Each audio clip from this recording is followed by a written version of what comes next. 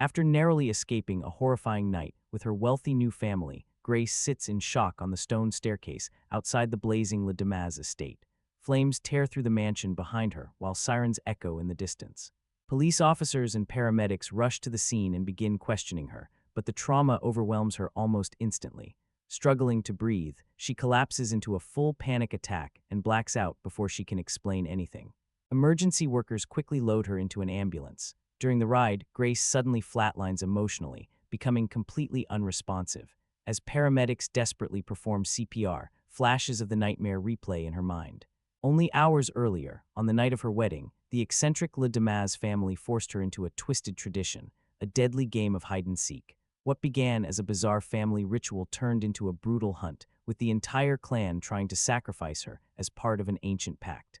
Against impossible odds, Grace survived until sunrise, and the curse turned on the family instead. One by one, they exploded violently before her eyes. After an exhausting struggle, the paramedics finally revive her. Later, Grace awakens in a hospital room, handcuffed to the bed. Detective Bassett informs her that she is being held as the prime suspect in both murder and arson. Authorities recovered multiple bodies from the mansion, and the blood covering her wedding dress clearly belongs to someone else.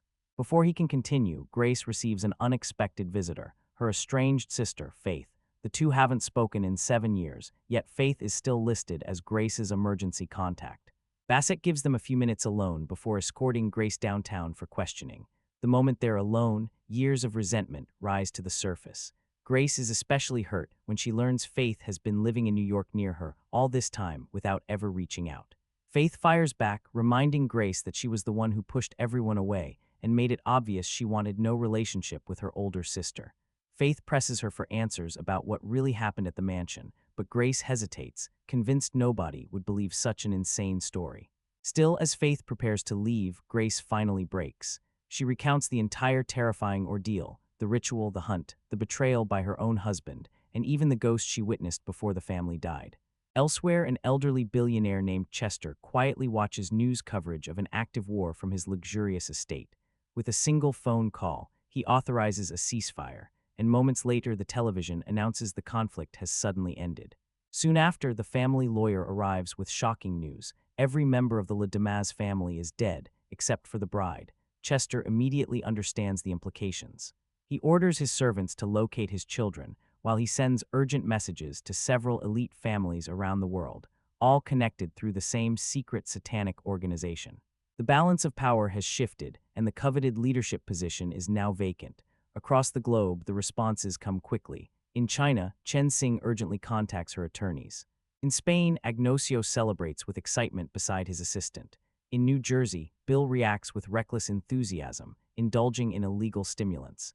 Meanwhile, in England, Viraj tracks down his brother Madhu at a nightclub, and the two celebrate the opportunity ahead. Not long after, Chester's twins, Ursula and Titus, arrive to confront their father. They believe leadership should automatically pass to them, but Chester coldly reminds them that the cult's laws forbid inheritance of power. When Titus pleads with him, Chester slaps him across the face and demands he stop acting weak. He then reveals the master ring, the symbol tied to the organization's authority, and warns them it can never leave their bloodline. If they want the throne back, they must earn it themselves. Ursula vows they'll reclaim it no matter what. Satisfied, Chester calmly hands them a pillow and tells them to proceed. Without hesitation, the twins press the pillow over their father's face together, suffocating him to death. Back at the hospital, Detective Bassett escorts Grace through the hallway while she remains handcuffed. Out of nowhere, Bill appears and hurls a knife directly into Bassett's neck, killing him instantly. He immediately draws another blade and charges toward Grace. Grace and Faith sprint through the hospital corridors trying to escape. They reach a dead end and are forced to double back, ducking behind the reception desk to hide. Bill stalks through the area searching for them, but by the time he checks the desk, the sisters have already slipped away. They hide inside another room and wait silently until Bill disappears down the hallway. Sneaking back out, they briefly spot him again before he moves off to continue hunting them. Using the opportunity, the sisters rush toward Bassett's corpse. Grace grabs the detective's gun, hoping it might give them a chance. But before they can escape, Bill cuts them off again. Grace attempts to fire, but Bill knocks the weapon aside and punches her hard enough to send her crashing to the floor. He raises his knife, ready to finish her off, and then suddenly explodes without warning. Faith screams in horror while Grace, now almost numb to the madness, calmly retrieves the handcuff key from Bassett's body. She unlocks herself, opens the police evidence bag, and puts her bloody wedding dress back on. The sisters hurry toward the elevator, hoping to finally escape the hospital. Instead, the family lawyer suddenly appears and tosses a gas grenade at their feet. Within seconds, both women collapse unconscious. As they fade out, the lawyer explains that Bill died because he violated the ritual's rules. He attempted to kill Grace before the official game had begun, and punishment for breaking the rules is absolute. Meanwhile, at the family-owned resort, Ursula and Titus begin preparing for a gathering unlike any in decades. Ursula shuts down an ongoing wedding ceremony by falsely claiming there's been a gas leak. The furious bride protests, but Titus aggressively insults her and rudely forces the guests out. Soon, announcements across the resort order every visitor to evacuate immediately. The twins then encounter their cousin Kip, who eagerly anticipates the upcoming council meeting. One by one, members of the secret organization arrive for the first full gathering since 1963. Agnosio enters alongside his son Felipe. Chen Xing arrives with her spoiled son Chung Fu. Virej and Madhu appear next, accompanied by Madhu's wife Martina. Finally, a helicopter lands carrying the lawyer along with the unconscious Grace and Faith. A short time later, the sisters awaken inside the council chamber, restrained to chairs with muzzles strapped tightly over their mouths, while the powerful families gather around them. The family lawyer wheels an enormous ancient book into the chamber and begins laying out the terrifying rules behind the organization. He explains that he serves as the sole legal representative for the secret society, which is governed by a council made up of 6 powerful bloodlines. But after the deaths at the Le Damas mansion, only 4 ruling families remain. Grace's in-laws were destroyed because she survived the ritual game, while Bill's entire family line was wiped out for violating the sacred rules. Now the organization's highest position, symbolized by the master ring, has become vacant. Because Grace technically won the game as a bride, an obscure clause hidden deep within the cult's agreements grants her the right to compete for control as well. Once the muzzle is removed from Grace, the lawyer immediately questions her about Faith. He wants to know why Grace claimed to have no family when her sister clearly exists. Rather than answer, Grace bluntly tells everyone she has no interest in their throne or their twisted traditions. But the lawyer calmly informs her that refusing is not an option. According to him, the council's influence stretches across governments, wars, corporations, and global power structures. Whether she likes it or not, Grace is now part of the game. She must once again survive a deadly round of hide-and-seek, this time against the heads of the remaining 4 families themselves. If any of them manages to kill her before sunrise, they claim the seat of power. But if Grace survives until dawn again, the position becomes hers. Grace immediately refuses to participate, but the council quickly shifts its attention to Faith. They threaten to kill her if Grace doesn't cooperate. With no other choice, Grace reluctantly agrees. Faith's muzzle is removed as well, and she instantly explodes in frustration. She can't believe she's being dragged into a nightmare involving a sister she hasn't even spoken to in 7 years. Before the argument can continue, chaos erupts as Agnosio's daughter, Francesca, storms into the room in a rage. She reveals that she was once engaged to Grace's husband and demands the return of the engagement ring. Grace coldly explains that she threw the ring back at him moments before he exploded. The answer only enrages Francesca further, forcing Agnosio to physically drag his hysterical daughter away from the chamber. Not long after, Titus approaches the sisters carrying 2 syringes and injects both of them with sedatives. As the drugs begin taking effect, the lawyer formally reviews the rules of the hunt. Only the head of each family is allowed to actively participate, and each must sign the sacred book using their own blood before the game begins. Ursula and Titus are the lone exception since they are twins and neither outranks the other. The hunters are restricted to using weapons from the historical era in which their ancestors originally joined the cult. They are also forbidden from harming one another during the game. If a family head dies during the hunt, the next blood relative in line may take their place. Meanwhile, the remaining family members are allowed to observe everything safely from inside the mansion. Once preparations are complete, Grace and Faith are transported to the resort's massive golf course and abandoned there while still handcuffed together. The hunt officially begins. Most of the family heads rush toward the golf carts scattered nearby, hoping to gain an advantage. But Titus has already sabotaged every vehicle except his own. Furious, Agnosio accuses the twins of cheating, only for Ursula to punch him before the twins speed away laughing. Sometime later, Grace and Faith wake up near the 9th hole and immediately realize they are chained together at the wrists. Grace quickly understands the cult's strategy. Faith is being used as dead weight to slow her down. The sisters argue over how to survive, but their conversation is interrupted by a hovering drone sent by Chen Xing. Grace grabs a golf flagpole and swings it defensively to keep the machine back while Chen speaks through the drone, insisting she only wants to help. Just as Chen begins mentioning a possible loophole in the rules, Ursula suddenly shoots the drone out of the sky. Gunfire erupts across the course as the twins begin chasing the sisters through the grounds. Ursula keeps firing while Grace and Faith sprint desperately for cover. Eventually, they slam into a massive wall blocking their escape route and are forced to turn back. As they move through the woods searching for another path, Faith starts mocking Grace for somehow marrying into a satanic cult without noticing anything suspicious. She accuses Grace of being blinded by wealth and luxury. Grace fires back, calling Faith a hypocrite since her own boyfriend works in finance. Faith insists that when they first met, he was just a struggling actor with no money at all. Their argument is suddenly cut short when they hear Ursula nearby searching for them. The sisters duck behind a large tree trunk just in time. Without warning, Titus appears behind them and swings his weapon. Grace and Faith barely avoid the strike. The weapon lodges itself deep into the trunk, giving them a brief opening. Titus yanks on their connected arms to drag them down, then grabs Grace and begins choking her. Faith manages to shove him away at the last second.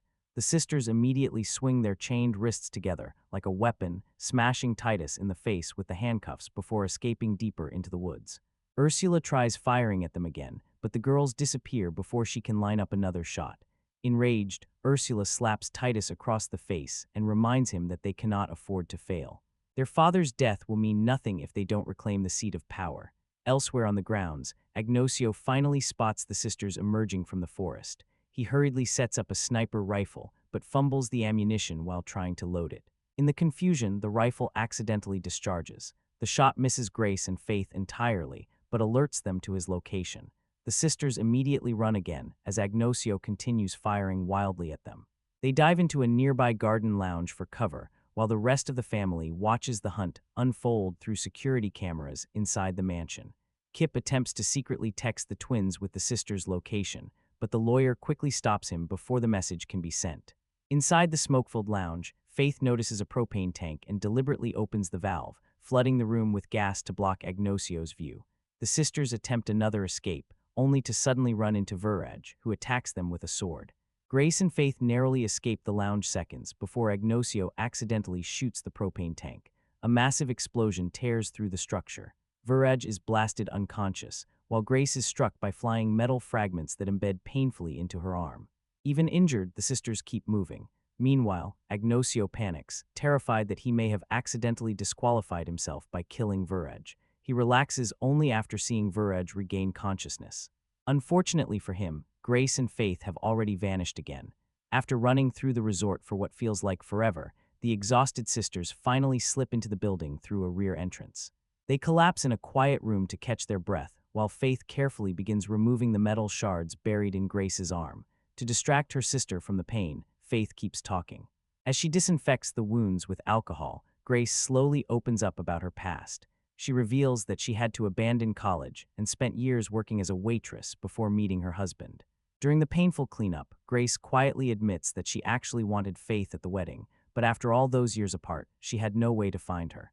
Faith coldly tells Grace that even if she had received an invitation to the wedding, she never would have shown up. Before Grace can respond, the sound of a nearby door creaking open forces both sisters into silence. They quickly duck into hiding and spot Veraj searching the area for them. Carefully, they slip out through another doorway and try sneaking away unnoticed. Unfortunately, Veraj hears movement and immediately charges after them. The sisters sprint through a maze-like hallway until they stumble into a maintenance room. Inside, they spot a large industrial bandsaw. Realizing it might be their only chance to separate themselves, they switch the machine on and begin sawing through the chain connecting their handcuffs. The loud grinding noise instantly gives away their location. Veraj storms into the adjacent room moments later, but by the time he arrives, the sisters have already escaped through another exit. As he steps into the corridor, Grace and Faith shove a rolling cart into him, pinning him briefly against the wall. Veraj quickly recovers and attacks again. With no proper weapons available, the sisters grab whatever objects they can find nearby to defend themselves. Faith smashes him with an ironing board hard enough to stagger him, giving them time to flee once more. But Verej refuses to stop hunting them. As he charges again, the sisters swing a heavy-hanging laundry bag into him, knocking his sword from his hands. Enraged, Verej punches Faith to the ground. Grace attempts to throw another laundry bag at him, but he bats it back toward her, sending her crashing down as well. Grace crawls desperately across the floor, while Verej moves in to finish her off. Just before he reaches her, Faith slams into him from behind, causing him to fall backward onto the loading tray of a massive industrial washing machine. Seeing an opportunity, Grace powers the machine on. Working together, the sisters shove Verej deeper onto the tray until he slides entirely inside the machine. They slam the door shut, and Grace frantically activates the wash cycle. Seconds later, boiling hot water begins pouring over Verej inside the machine. His screams echo through the room as the scalding water slowly cooks him alive. Eventually, the cycle finishes and the machine door swings open. Burned and barely recognizable, Verej weakly tries to crawl out before collapsing dead onto the floor. Grace searches through his jacket and finds his phone. Back in the council chamber, Madhu completely loses his composure after learning his brother has died. The lawyer calmly explains that because Verej is gone, Madhu must now personally join the hunt. If he refuses, his family risks losing the cult's protection and influence forever. Terrified, Madhu desperately tries to avoid participating. Instead, he attempts to transfer leadership of the family to his wife, Martina. Martina is horrified. She immediately threatens to kill him for dragging her into the nightmare, but Madhu ignores her panic and signs the paperwork anyway, officially making her the new head of the family. With no escape left, Martina is forced to sign the sacred book and enter the game herself. Meanwhile, Grace and Faith use Verej's phone to call 911, unaware that Ursula has already intercepted all outgoing calls. Since her family controls the telecommunications network, she redirected any emergency call the sisters might attempt. Pretending to be a dispatcher, Ursula calmly tells them that police officers are on the way and instructs them to wait near the resort's main gate. Believing help is finally coming, the sisters rush through the resort searching for an exit. But inside the casino area, they are suddenly confronted by Chen Xing, who blocks their path with a sword drawn. Surprisingly, Chen lowers the weapon. She explains that she has no interest in killing Grace. In fact, her attorneys have discovered a loophole within the cult's rules. If Grace agrees to marry Chen's son, control of the organization would pass to their family instead, allowing Grace to survive. Faith immediately urges Grace to accept the offer, but Grace doesn't trust the arrangement and asks what life inside the family would actually require. Chen honestly admits that marriage would fully bind Grace to the cult, meaning she would eventually have to participate in the organization's rituals and murders herself. That answer makes Grace reject the deal immediately. At that exact moment, Agnosio bursts into the room and opens fire. Bullets tear through the casino while Grace and Faith dive for cover. Chen quickly grabs her sword again and positions herself between Agnosio and the sisters, fully aware that he cannot legally kill another family head. While Chen continues trying to pressure Grace into accepting the marriage proposal, Agnosio runs out of ammunition and begins advancing toward them manually. Thinking fast, Faith throws casino chips into Chen's face to distract her. Grace immediately tackles Chen and spins her around at the same moment Agnosio approaches. The sudden movement drives Chen's sword directly into Agnosio's neck. Everyone freezes. Horrified, Chen instantly pulls the blade free, but the damage is already done. Agnosio collapses dead onto the floor. Only seconds later, Chen violently explodes in front of the sisters, covering them in blood. Back in the council room, Chung Fu explodes as well due to the same bloodline curse. After Faith grabs the fallen sword, the sisters continue moving through the resort. Along the way, Faith asks Grace why she turned down Chen's offer when it could have saved them both. Grace explains that she refuses to spend the rest of her life murdering innocent people just to stay alive. She also admits that she's terrified of taking major risks because the last time she did, she moved to New York and ended up losing her sister. Faith immediately corrects her. Grace didn't lose her, she abandoned her. That accusation finally opens old wounds between them, and the truth about their past comes pouring out. The sisters grew up bouncing through foster care. When Grace turned 18, she earned an incredibly rare scholarship opportunity that could completely change her future. At the time, Faith was only 15 and wanted Grace to become her legal guardian instead of leaving. But Grace didn't believe she was capable of raising a teenager while trying to survive college herself. Her plan had always been to return for Faith after graduating. Unfortunately, Faith never forgave her for leaving in the first place. The argument intensifies. Grace insists Faith had good foster parents and was safer staying there, but Faith only remembers feeling abandoned and forgotten. Frustrated and emotional, Grace sarcastically apologizes before bitterly remarking how nice it must be for Faith to have a perfect life now. That comment finally breaks Faith emotionally. She confesses that the successful boyfriend and glamorous New York life were complete lies. She doesn't even live in New York anymore and currently works as a hostess just to get by. For the first time in years, the sisters actually laugh together, teasing each other over how disastrous both of their lives turned out. After the emotional moment, they attempt another emergency call. This time, Titus answers instead of Ursula. Pretending to help them, he again instructs the sisters to head toward the front gate because the police are supposedly arriving soon. Confident they've manipulated Grace successfully, the twins rush to the entrance expecting the sisters to walk directly into their trap. Instead, Grace and Faith ambush them from behind. Faith slashes Titus with the sword while Grace steals Ursula's gun. Realizing the twins were the fake dispatchers all along, the sisters demand they open the gate immediately. Titus refuses and responds with insults instead. Faith hits him again with the sword hilt. Grace warns Ursula that they'll kill Titus if she doesn't cooperate, but Ursula shockingly shows almost no concern for her brother's life. Growing desperate, Titus tries turning the sisters against each other by reopening old emotional wounds between them. Before anyone can react further, headlights suddenly appear nearby. A vehicle is approaching the gate. The approaching vehicle changes everything in an instant. While Grace is distracted, Titus suddenly lunges forward, knocking Faith's weapon away and overpowering her. At the same time, Ursula wrestles Grace to the ground, struggling to take back the gun. The car speeding toward them is being driven by Martina, who has completely given up on the cult and only wants to escape alive. Ignoring the chaos around her, Martina floors the accelerator and smashes straight through the front gate, disappearing into the night. Faith manages to break free by slamming her head into Titus's face.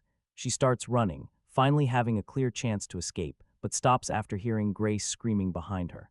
Grace desperately begs her sister to keep going while Ursula brutally attacks her, eventually driving a massive nail into Grace's shoulder. Just as Ursula prepares to finish her off, Faith rushes back and tackles her, knocking her unconscious. The sisters quickly jump into the twins' golf cart and speed away from the gate. Back inside the council room, Madhu suddenly announces that he's willing to participate in the game after all. But the lawyer calmly reminds him that Martina is still alive, meaning she remains the official head of the family and legally controls everything he owns. Meanwhile, Francesca signs the sacred book to officially inherit her dead father's place in the hunt. Not long after, Grace and Faith sneak back into the mansion. Grace painfully rips the large nail out of her shoulder, while Faith rummages through abandoned guest luggage searching for anything useful.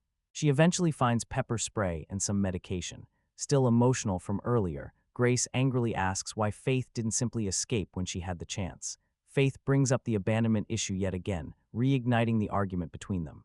Exhausted and frustrated, Grace finally snaps and says maybe leaving all those years ago really was the right decision. The words hit Faith hard. Hurt and furious, she storms away, leaving Grace alone. Grace swallows the medication with wine and completely breaks down emotionally for a moment. Eventually, guilt catches up to her, and Grace decides to go after her sister. Before she can leave, Francesca suddenly appears and fires a rocket launcher at her. But in her rage and incompetence, she holds the launcher incorrectly, causing the rocket to detonate in another room instead. Undeterred, Francesca charges directly at Grace. Grace sprays pepper spray into Francesca's face, but Francesca accidentally sprays herself and Grace in return. Both women end up temporarily blinded, wildly swinging punches that barely connect with anything. Grace grabs a decorative cake topper and tries stabbing Francesca, only to accidentally plunge it into a life-sized portrait instead. The fight devolves into complete chaos as the two stumble into furniture, walls, and random objects throughout the room. Eventually, Grace reaches a source of water and washes her eyes clean. The moment she regains vision, Francesca tackles her and lands several punches before reaching for a microphone stand to use as a weapon.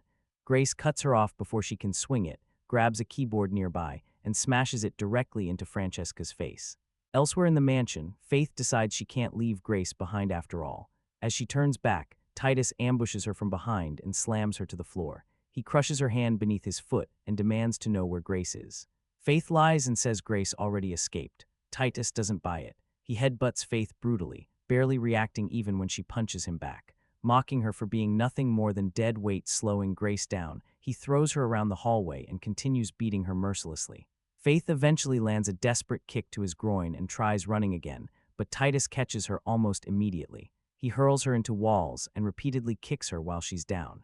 Just as Titus is about to kill her, Ursula intervenes, reminding him that Faith technically isn't part of the game and cannot be murdered under the rules.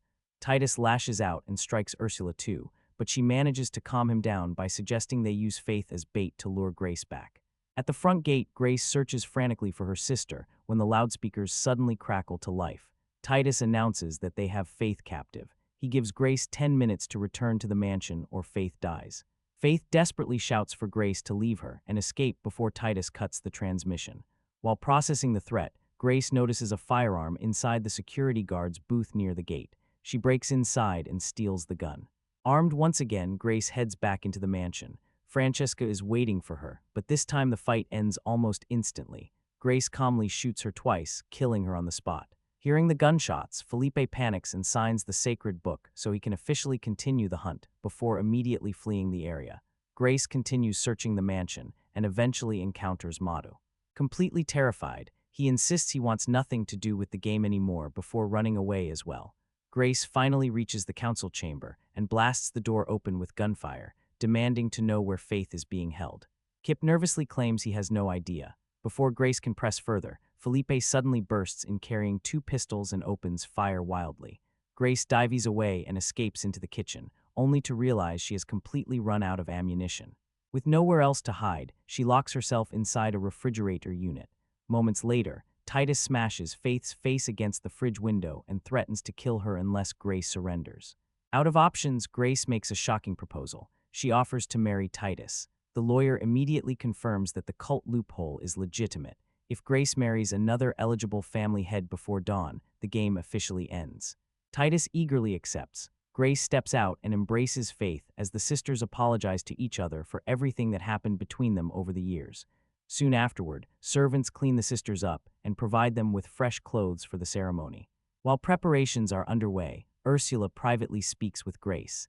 She admits she never personally wanted to hurt her, but felt trapped by the organization's rules.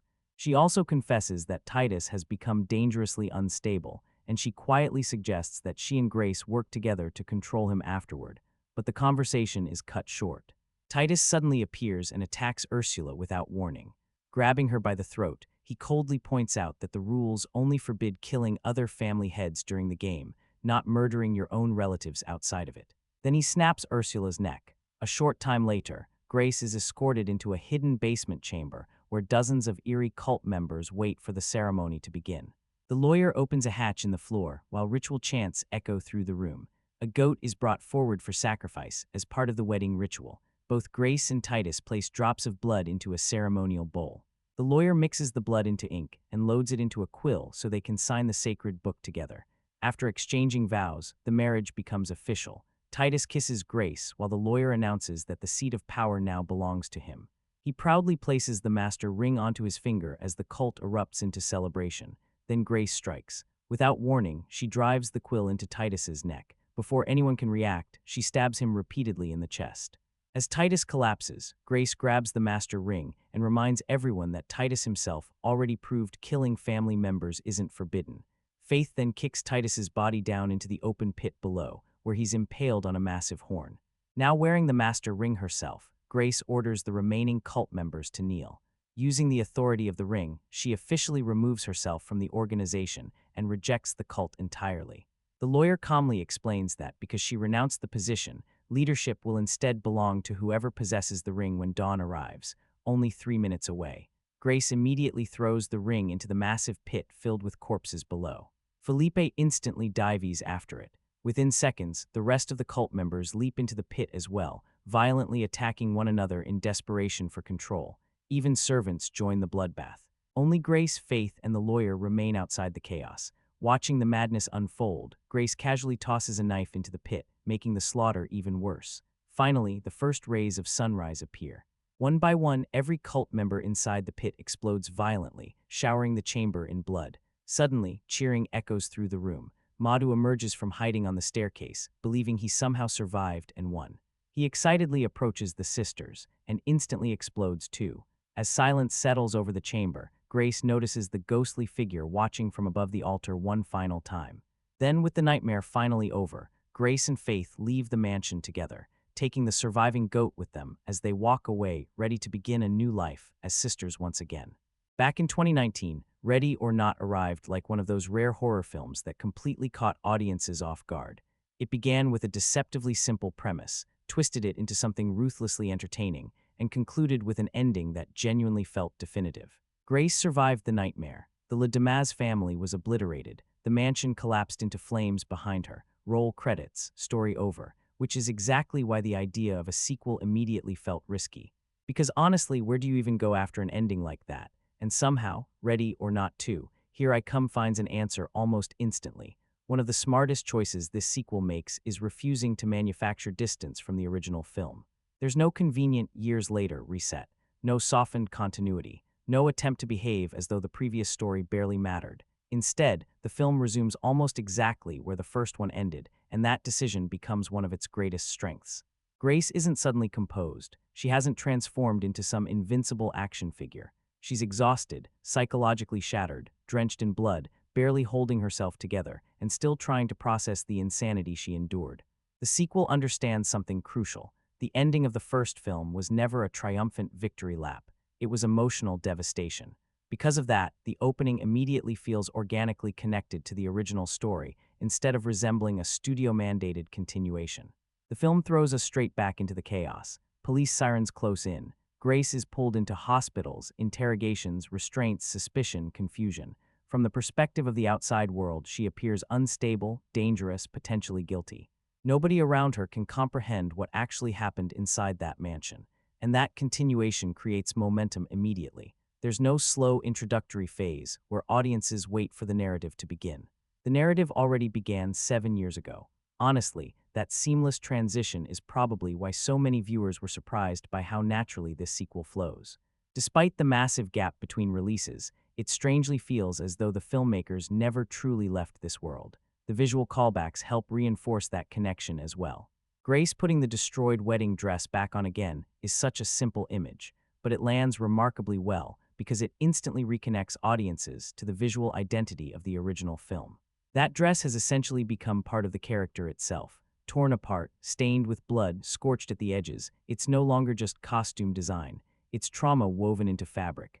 The film continuously uses those visual reminders to maintain continuity without becoming trapped by nostalgia. And that balance matters, because one of the biggest mistakes legacy sequels often make is obsessively celebrating the original instead of evolving beyond it. Ready or Not 2 actually understands that audiences don't simply want references. They want escalation. They want the feeling that the nightmare has expanded. So while the opening reconnects us to Grace's survival, it also begins widening the scope of the world almost immediately. The first film presented the Le Damas family as isolated aristocratic extremists hidden inside one cursed mansion. The sequel reveals something far larger. The system survived them, and that changes everything. Suddenly, Grace is no longer just the woman who survived a deadly game of hide-and-seek. She becomes the center of a much larger conflict involving elite bloodlines, ritual hierarchies, secretive councils, and rules that apparently extend far beyond a single household. The film introduces all of this with surprising speed, perhaps too much speed at times. There's definitely a noticeable amount of exposition during the early sections. Characters enter scenes and unload information rapidly because the film understands how much mythology it now has to establish. New audiences require context. Returning audiences need reminders. The sequel has to justify why this story still exists at all, but surprisingly, most of it works because the pacing never stalls. The film doesn't spend 40 minutes philosophizing about lore. It throws the audience back into survival mode almost immediately. That urgency helps smooth over some of the clumsier exposition scenes. At the same time, the continuation also shifts the emotional core of the story. The original film centered on Grace trying to survive the family she accidentally married into. This sequel becomes more intimate by introducing Faith, Grace's estranged sister. That addition changes the dynamic entirely because Grace is no longer fighting solely for herself. She's protecting someone else. And that distinction is important because it gives the sequel a reason to exist beyond simply increasing the scale of the chaos. The film understands that if it merely repeated the structure of the original beat for beat, audiences would disengage quickly. So instead of resetting Grace back to the beginning, it expands the consequences of her survival. The first movie asked, Can Grace survive the game? The sequel asks. What happens after someone survives? And honestly, that's a far more compelling direction than I expected. Because survival usually concludes horror stories. Here, survival becomes the catalyst for an even larger nightmare. That idea ultimately becomes the backbone of the sequel's opening act. Now, does every element function perfectly? Not entirely. Some viewers are definitely going to struggle with the amount of suspension of disbelief required here. Grace withstands extraordinary levels of punishment once again. Certain characters make spectacularly poor decisions. Some of the hunters are almost comically ineffective. And yes, the film occasionally sacrifices logic in favor of momentum and chaos. But honestly, that has always been part of this franchise's identity. These films operate through tone, energy, tension, and controlled absurdity more than grounded realism. And once you accept that, the opening becomes incredibly easy to embrace. Because what ultimately matters is that Ready or Not 2 successfully recaptures the chaotic spirit of the original almost immediately. The tension, the panic, the dark humor, the relentless unpredictability, it's all still here. Bigger now. Louder now, more self-aware now, but still unmistakably recognizable. That's an incredibly difficult balance to maintain after such a long gap between films, especially when the original already felt so complete on its own. Yet somehow, against expectations, this sequel manages to reopen the nightmare without making the first movie feel unnecessary. And honestly, that alone already feels like a genuine achievement. The biggest question surrounding Ready or Not 2, Here I Come isn't whether it's entertaining. It's whether this film needed to exist at all. Because the original Ready or Not delivered one of the most complete endings modern horror has produced. Grace survived. The Le Damas family paid the ultimate price. The curse fulfilled itself in spectacular fashion. That final image of Samara weaving sitting outside the burning mansion with a cigarette in her hand felt definitive, clean, finished. There were no obvious loose ends, no hidden post-credit teases, no transparent setup for future installments. And honestly, that's exactly why so many people were skeptical the moment this sequel was announced. It immediately sounded like one of those continuations Hollywood developed simply because the first film became an unexpected success. A sequel motivated more by commercial opportunity than genuine creative necessity. And for a while, Ready or Not 2 actually seems aware of that skepticism.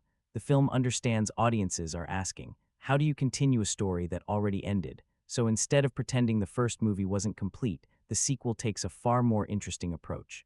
It argues that the Le Damas family was never the full story to begin with. That idea becomes the entire foundation this sequel is built upon. The first film made the nightmare feel isolated to one deeply disturbed family, obsessed with ritual sacrifice and demonic bargains. But the sequel expands that concept dramatically by revealing larger networks of elite families, hidden hierarchies, secret councils, and power structures all connected to the same occult system. In other words, the original film was never truly the ending. It was merely one collapse inside a far larger machine. And honestly, that idea is the exact reason this sequel works as effectively as it does. Because without expanding the mythology, there would have been nowhere meaningful left for the story to go. You can't simply repeat another game of hide-and-seek inside a different mansion and expect audiences to remain invested. The sequel understands that immediately, so instead of recreating the first film scene for scene, it escalates the scale of everything. The game is larger, the stakes are larger, the number of hunters increases, the mythology deepens. And Grace herself becomes more important than she even realizes. Now, whether audiences actually appreciate that expansion is going to depend entirely on what they loved about the original film. Because this is where reactions truly begin to divide. Some viewers connected with the first movie specifically because of its simplicity. It was lean, unpredictable, mysterious, and remarkably efficient. The less you understood about the curse, the stranger and funnier everything became. The uncertainty itself carried the experience, and this sequel undeniably sacrifices some of that mystery. You can only reveal exploding satanic billionaires once. That shock factor can't be recreated. The sequel replaces mystery with mythology. For some viewers, that shift is exciting because it gives the world greater depth and structure. For others, it overcomplicates a concept that worked best when it remained ridiculous, streamlined, and oddly straightforward. And honestly, both perspectives are completely understandable. There are moments where Ready or Not 2 absolutely feels like a franchise working very hard to justify its own continuation. You can almost sense the screenplay constructing new rules in real time simply to keep the narrative moving forward. Entire exposition scenes exist primarily to explain why Grace is being hunted again. At times, the story edges dangerously close to becoming convoluted. But here's the thing. Even when the movie feels unnecessary, it remains consistently entertaining, and that ultimately becomes its greatest advantage, because there's a massive difference between a sequel being essential and a sequel being worth experiencing. No, this film doesn't reinvent horror. No, it doesn't emotionally surpass the original. And no, it probably didn't absolutely need to exist. But the movie survives because the filmmakers clearly understood exactly what audiences came back for. They came back for Samara weaving navigating another blood-soaked nightmare with complete commitment. They came back for absurd survival games spiraling into chaos. They came back for elite psychopaths meeting spectacularly self-inflicted consequences. They came back for dark comedy, escalating insanity, and relentless momentum. And the sequel delivers enough of that energy consistently enough that it earns its existence through sheer entertainment value alone. That matters, because there are plenty of sequels that technically expand their mythology while completely losing the identity of the original film in the process. Ready or Not 2 never fully loses that identity. Even when it becomes messier, louder, and more excessive, it still feels connected to the same universe. You can feel radio silence trying to preserve the DNA of the original while pushing everything into larger territory. Sometimes that ambition works beautifully. Sometimes it creates diminishing returns, but at least the film attempts to evolve instead of simply copying itself beat for beat. And honestly, the strongest argument supporting the sequel's existence is Grace herself. Samara Weaving's character didn't become iconic because she was invincible. She became iconic because she felt human while trapped inside absolute insanity. Watching her survive the first film created genuine emotional investment, and this sequel smartly builds on that instead of resetting her entirely. The movie asks interesting questions. What would surviving something like that actually do to a person? How does trauma evolve over time? How does survival fundamentally reshape someone?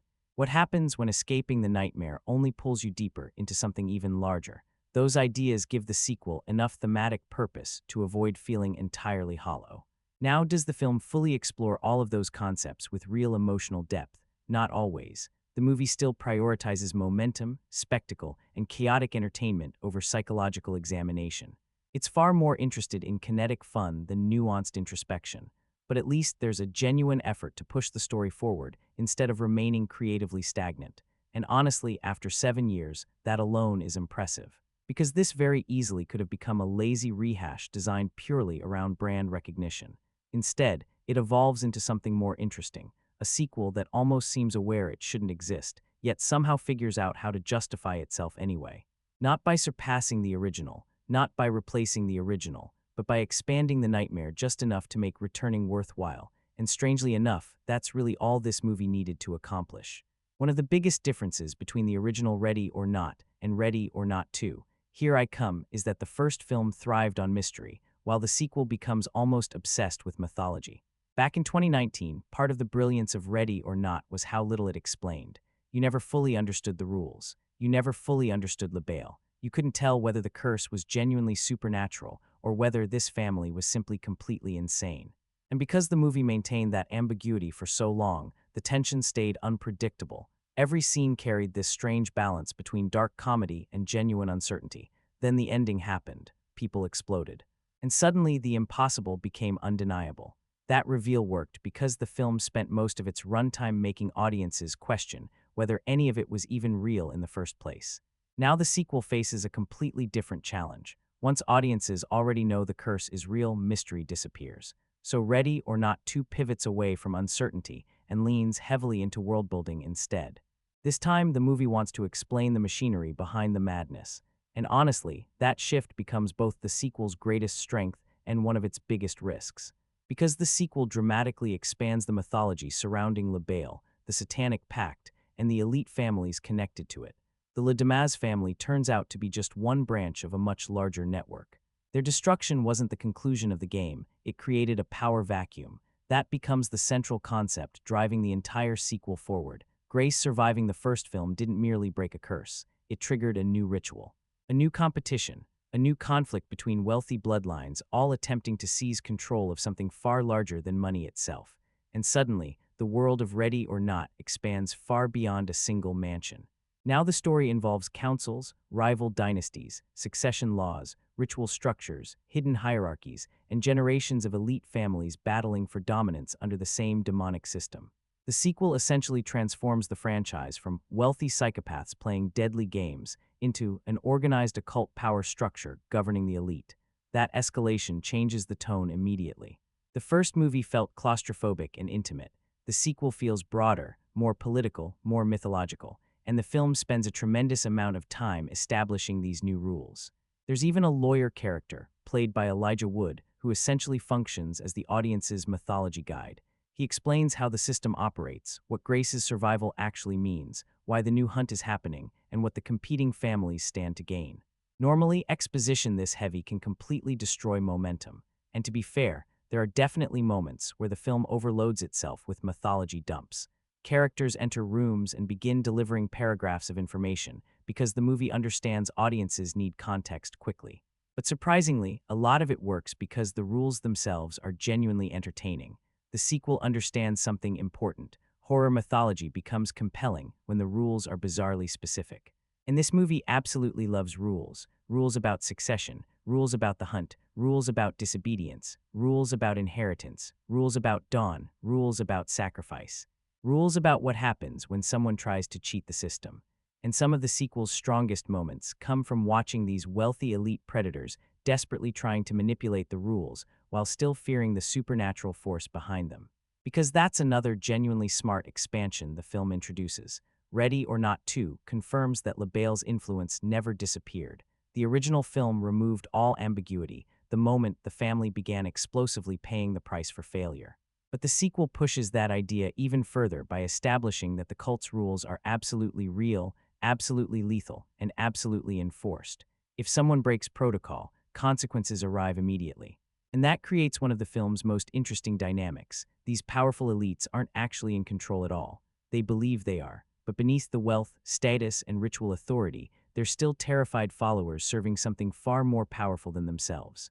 That detail makes the mythology significantly more effective because it prevents the cult from feeling purely symbolic. There's always this lingering sense that something unseen is observing the game unfold in real time. At the same time, the sequel also uses its expanded mythology to sharpen the social satire. The film repeatedly connects these elite bloodlines to larger systems of global influence. Conflicts end when they make phone calls. Political landscapes shift behind closed doors. Entire industries apparently function beneath this hidden hierarchy. The implication becomes impossible to ignore. The ultra-wealthy aren't simply corrupt, they're metaphorically demonic. It's absurd, completely ridiculous, and somehow perfectly aligned with the franchise's identity. But this is also where audience reactions begin dividing dramatically, because the more mythology the film explains, the more complicated the premise becomes. Some viewers are going to love that expansion because it deepens the universe and raises the stakes. Others are going to feel the sequel overexplains something that worked better as chaotic insanity. And honestly, I understand both perspectives. Part of what made the original film so effective was its simplicity. Survive until dawn. That was the entire objective. The sequel adds layers of ritual structure, political hierarchy, cult mechanics, inheritance systems, and supernatural rules. At times, it genuinely feels like the franchise is constructing an entire occult rulebook in real time. Sometimes that complexity enhances the tension. Other times, it edges dangerously close to becoming unnecessarily convoluted. But even when the mythology becomes messy, it still accomplishes something extremely important. It prevents the sequel from feeling identical to the first film. The filmmakers clearly understood they couldn't simply repeat another deadly game inside another mansion. Expanding the mythology was really the only meaningful way to justify continuing the story at all. And for the most part, that expansion works because it still serves the chaos. The lore never transforms into slow, restrained prestige horror mythology. This movie weaponizes exposition to generate larger insanity. Every new rule simply creates more opportunities for betrayal, paranoia, escalating violence, and absurd conflict. That's why even the clumsier exposition scenes usually recover quickly, because eventually they erupt into another catastrophe. And honestly, the smartest thing the sequel does with its mythology is making Grace herself more important. In the first movie, she was essentially prey. Now she becomes a threat to the entire system. Her survival destabilizes the hierarchy itself. These elites fear her existence because she represents disruption inside a structure built entirely around power, inheritance, and control.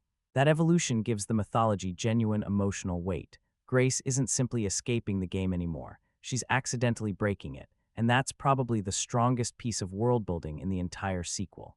Because instead of merely expanding the universe, it makes Grace's survival matter even more. The moment Ready or Not to, Here I Come truly separates itself from the original film is when it reveals the new game.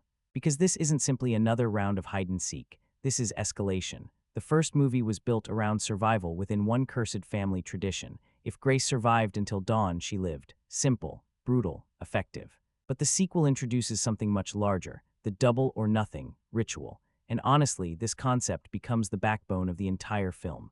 The idea is twisted in exactly the right way for this franchise. Grace surviving the original movie wasn't merely a miracle. It created consequences inside the occult hierarchy.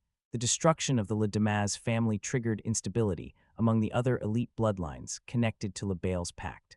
Power suddenly became available, and now everyone wants it.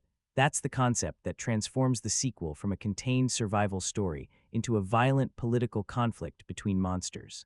Instead of one family hunting Grace, multiple powerful dynasties are now competing against each other for control of the throne. Whoever wins the ritual gains unimaginable influence. Whoever fails risks total annihilation. So the movie immediately becomes more chaotic because every participant has different motivations, different alliances, and different levels of desperation. And that desperation is what gives the sequel so much of its energy. The original film was fundamentally about tradition. This sequel becomes about greed, pure greed. The elites in this world already possess extraordinary wealth, influence, and status, and yet none of it satisfies them. The double or nothing structure essentially weaponizes ambition itself. These families aren't hunting Grace because they absolutely have to anymore. They're hunting her because people addicted to power inevitably want more of it. That becomes the satire hiding beneath all the absurd carnage and escalating chaos. The sequel repeatedly suggests that the elite treat human life like a competitive game because they've existed above consequences for so long.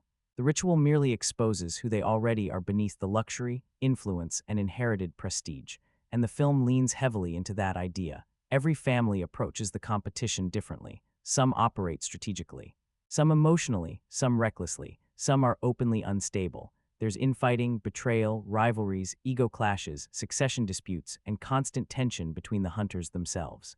And honestly, that becomes one of the smartest structural upgrades in the sequel. The first film largely trapped Grace against one unified threat. Here, the threat becomes fragmented. Everybody wants the throne, but nobody fully trusts one another, which means the hunters become almost as dangerous to themselves as they are to Grace. And honestly, that internal power struggle creates some of the film's strongest sequences. Because beneath the horror comedy surface, the sequel essentially turns into a corporate war fought through ritualized elimination. The Danforth twins especially embody this perfectly. Their dynamic adds another layer to the competition, because now the conflict isn't solely about eliminating Grace, it's also about proving dominance within their own bloodline. The movie constantly emphasizes inheritance, succession, entitlement, and legacy. Who deserves power, who inherits authority, who controls the future, who gets sacrificed in pursuit of status. The ritual becomes symbolic of elite systems endlessly consuming themselves in pursuit of control. And strangely enough, the absurdity actually makes the commentary land harder. Because the movie never pretends these people are sophisticated masterminds. Most of them are selfish, insecure, incompetent, arrogant, or completely deranged. Their wealth doesn't make them impressive, it makes them grotesque. That self-awareness keeps the power struggle entertaining instead of overly self-serious. At the same time, the double or nothing structure also solves one of the biggest problems sequels usually face: repetition. Without this new framework, the movie would have essentially repeated the original story with another mansion and another family. By introducing competing factions and ritual politics, the sequel injects unpredictability directly into the hunt itself. You're no longer just wondering whether Grace survives, you're wondering which family betrays the others first, who breaks the rules, who becomes desperate, who turns against their own bloodline. And because the rules carry so much weight in this universe, every betrayal comes with consequences. That's another reason the ritual structure works so effectively. The supernatural system still enforces itself. These elites may believe they're controlling the game, but underneath all the confidence and privilege, they remain terrified of the punishment waiting for them if they fail. That fear keeps the tension alive because nobody fully understands how far LaBelle's influence truly extends. So even the hunters are operating under immense pressure, and that creates a genuinely entertaining contradiction. The most powerful people in the world behave like terrified gamblers sitting at a casino table. Everything they've built can disappear overnight. That fear drives the entire movie. Now, to be fair, the structure absolutely becomes convoluted at times. There are scenes where the film unloads enormous amounts of exposition, explaining ritual laws, succession mechanics, loopholes, and family hierarchies. Occasionally, it feels as though the screenplay is constructing an entire supernatural constitution in real time. Some viewers are definitely going to find that exhausting, especially compared to how streamlined and efficient the original film felt. But honestly, even when the mythology becomes messy, the central structure still works because the motivation underneath it remains universally understandable. Everybody wants power. That simplicity beneath all the occult lore keeps the movie moving, and more importantly, the ritual dramatically elevates Grace's importance within the narrative. In the first film, Grace was essentially an outsider, trapped inside someone else's tradition. Here, she accidentally becomes the center of an elite succession crisis. That changes her role entirely. She's no longer just prey. She becomes a threat to the system itself, a survivor who destabilized the hierarchy simply by refusing to die. And that's ultimately why the double or nothing ritual matters narratively. It transforms the sequel from Grace survives another night into Grace unintentionally disrupts the balance of power. That's a much stronger escalation than simply increasing the scale of the carnage. It gives the sequel purpose beyond spectacle. Even when the mythology occasionally becomes excessive, the conflict underneath it remains compelling because it taps into something timeless. Powerful people destroying one another in pursuit of absolute control. And in the world of Ready or Not, they would willingly burn everything down for it. One of the most fascinating things about Ready or Not 2. Here I Come is the way it transforms the franchise from a contained nightmare into a full-scale occult power structure operating behind wealth, privilege, and influence. The first film hinted at this concept. The Le Dumas family clearly wasn't normal. Their rituals, traditions, and obsession with LaBelle already suggested something far darker lurking beneath the surface, but the story remained tightly focused on one household.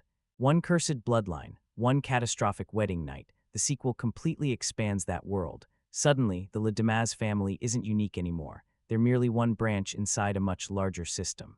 And honestly, that revelation changes the entire tone of the franchise, because now Ready or Not stops feeling like isolated horror and starts feeling like conspiracy horror. The sequel introduces a network of elite families connected through secret pacts, ritual competitions, inherited authority, and occult worship tied directly to global influence. These people aren't simply wealthy, they're positioned like shadow rulers operating above governments, industries, and world events.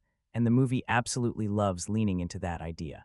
There are moments where international conflicts apparently end because one of these elites makes a phone call. Political influence is casually implied. Massive organizations operate behind closed doors.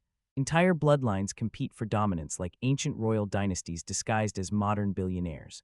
The film essentially asks, what if the ultra-wealthy weren't metaphorically corrupt, but literally demonic? And somehow, because this franchise already established exploding occult curses in the original film, the escalation strangely works.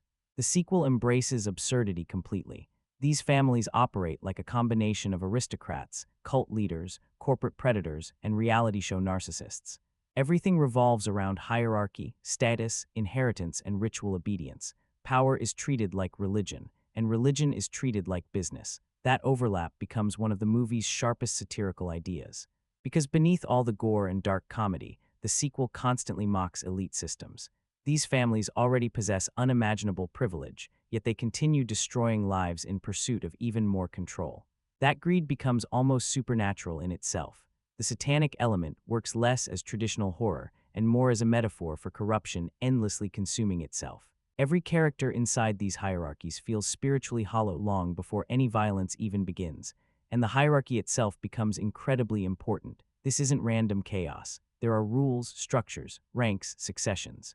Consequences. The film repeatedly emphasizes that these families aren't operating independently. They answer to something larger than themselves. The rituals aren't optional traditions anymore. They're binding systems designed to maintain order inside the cult. That's why Elijah Wood's lawyer character becomes so effective. He isn't emotional about any of this. He's procedural. He behaves like a legal consultant managing corporate regulations inside an occult empire.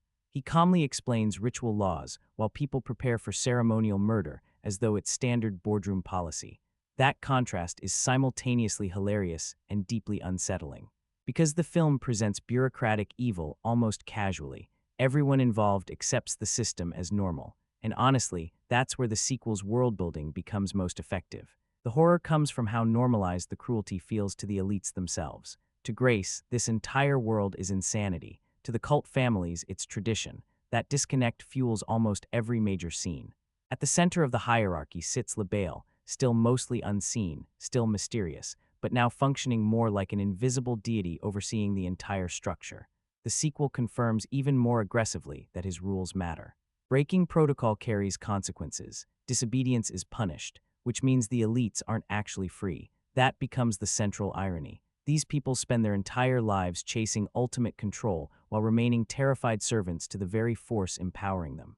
The hierarchy traps everyone inside it, and the sequel uses that fear remarkably well, because despite all their wealth, arrogance, and influence, these characters constantly behave like nervous gamblers terrified of divine punishment. Nobody fully trusts one another. Nobody ever feels secure. Every alliance feels temporary. The power structure breeds paranoia. That paranoia breeds violence, and the violence fuels the entertainment. At the same time, the film expands the hierarchy through rival families, each carrying distinct personalities and dynamics. Some are strategic, some theatrical, some openly sadistic, some barely functional. The movie clearly enjoys turning these elites into exaggerated caricatures of greed, entitlement, and inherited privilege. And honestly, that exaggerated approach helps the tone immensely.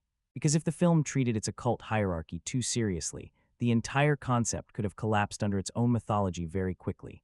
Instead, Ready or Not 2 constantly reminds audiences that these are still ridiculous wealthy psychopaths participating in ritualized elimination games. That self-awareness prevents the mythology from becoming overly self-important. Now, does the expansion work perfectly all the time? Not necessarily. There are definitely moments where the lore becomes overcomplicated. The film occasionally gets so invested in explaining bloodlines, succession systems, family politics, and cult mechanics that it risks slowing its own momentum. Some viewers are absolutely going to miss the simplicity of the original film. The original film worked because the mystery remained contained. This sequel expands the franchise into something resembling an entire occult cinematic universe. And depending on your taste, that's either incredibly exciting or completely exhausting. But even when the mythology becomes tangled, the central concept remains entertaining because it taps into something audiences instantly recognize: the ultra-wealthy behaving like monsters. The movie simply literalizes the metaphor. These elites consume people to preserve their power. They weaponize tradition to justify cruelty. They inherit corruption the same way they inherit wealth, and they view ordinary human beings as disposable pieces inside a much larger game. That's why the secret society angle works beyond pure horror aesthetics. It evolves into social satire, wrapped inside blood-soaked chaos. And honestly, some of the sequel's funniest moments come from watching these elite families behave like dysfunctional aristocrats desperately trying to preserve a collapsing system. Because beneath all the ritual theatrics, they're terrified. Terrified of losing control, terrified of becoming irrelevant, terrified that Grace, an outsider they underestimated, might dismantle the hierarchy entirely. And that's ultimately what makes the satanic structure compelling. Grace isn't just surviving against killers anymore. She's surviving against an entire system designed to protect the powerful at any cost. A hidden world where greed became religion and power became worship. Beneath all the exploding bodies, dark comedy, and absurd survival games, Ready or Not 2, Here I Come is actually doing something remarkably deliberate. This franchise has never been particularly subtle. From the very beginning, Ready or Not used horror as a weapon to mock wealth and privilege. The original film essentially transformed the ultra-rich into spoiled cultists willing to sacrifice innocent people simply to preserve their lifestyle. It was a savage exaggeration of generational wealth, old money traditions, and elite entitlement. The sequel doubles down on all of it, except this time, the satire becomes larger, angrier, and considerably more political. Because Ready or Not 2 stops portraying the wealthy as merely dysfunctional elites and starts portraying them as people secretly controlling the world itself. That becomes the escalation. The sequel introduces rival bloodlines connected through hidden occult hierarchies, global influence, inherited authority, and ritual politics. These people don't merely own mansions anymore.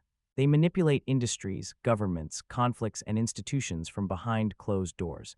And the movie intentionally presents all of this with complete sincerity. That's exactly what makes it funny. The film essentially asks, what if every conspiracy theory about the ultra-rich was literally true? What if the elite genuinely viewed ordinary people as disposable? What if greed evolved into religion? What if billionaires treated humanity like expendable pieces in a ritual competition for dominance? That idea drives the entire film forward. Every major conflict in the sequel ultimately comes back to addiction to power. These families already possess unimaginable wealth and influence, yet none of it satisfies them. They still crave more control, more authority, more dominance, more security, more influence over society itself. And the film constantly emphasizes how spiritually empty that obsession becomes. Because nobody inside this hierarchy actually appears fulfilled. They look paranoid, desperate, violent, terrified. Every interaction feels transactional. Every alliance feels temporary. Every character appears willing to betray family, morality, or basic humanity itself for the possibility of climbing slightly higher within the system. The sequel essentially portrays elite society as a cannibalistic machine consuming itself alive. And honestly, the satire works best because the movie never attempts to make these people appear impressive. That's important. A lot of films centered around wealthy power structures accidentally glamorize them. Ready or Not 2 does the complete opposite. These elites are ridiculous, petty, arrogant, emotionally immature, self-destructive. Some of them can barely function without collapsing into screaming arguments, and yet they somehow maintain enormous influence over the world around them. That contradiction becomes one of the film's sharpest jokes. Because beneath the horror, the sequel is mocking how fragile elite systems actually are. These families built entire hierarchies around greed, inheritance, and ritual obedience, but the moment something threatens their position, everything immediately descends into chaos. The movie constantly shows them betraying one another, manipulating one another, sabotaging one another, fighting for status like terrified aristocrats desperate to preserve relevance.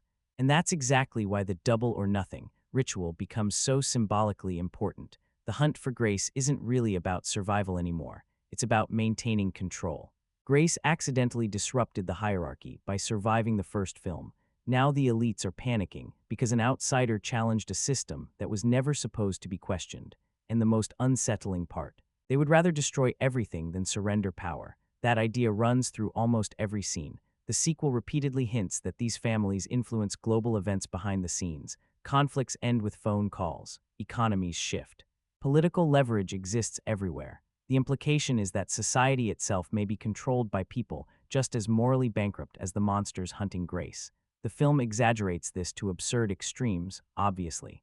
But satire works through exaggeration, and Ready or Not 2 clearly understands that. It weaponizes absurdity to expose how greed operates in the real world. The elites in this movie treat ordinary people as disposable resources because that's how systems of extreme wealth often function metaphorically anyway.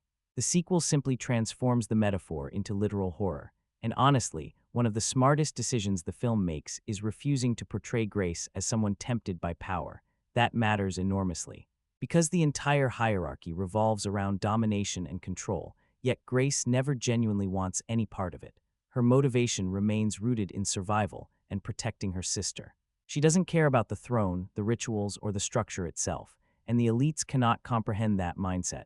To them, power is everything, which means Grace becomes dangerous precisely because she refuses to think like they do. That becomes the satire at the center of the film. The people obsessed with controlling the world are spiritually hollow, while the outsider simply trying to survive becomes the greatest threat to the entire structure. Now, to be fair, the movie doesn't always explore these ideas with tremendous depth. This is still a horror comedy first and foremost. The satire often exists beneath exploding bodies, excessive violence, and escalating absurdity. Sometimes the themes are sharp, sometimes they're blunt, sometimes the film prioritizes spectacle over substance entirely, but honestly, that's part of the franchise's appeal. Ready or Not has always balanced social commentary with complete insanity. It never pauses for long prestige drama monologues about corruption or capitalism. Instead, it throws wealthy occultists into increasingly ridiculous situations and trusts audiences to connect the dots themselves. And strangely enough, that restraint makes the satire more effective, because the movie never feels preachy. It feels furious. There's a real anger beneath the comedy. anger directed at inherited privilege, elite hypocrisy, and systems that allow powerful people to operate beyond consequences while ordinary people suffer beneath them.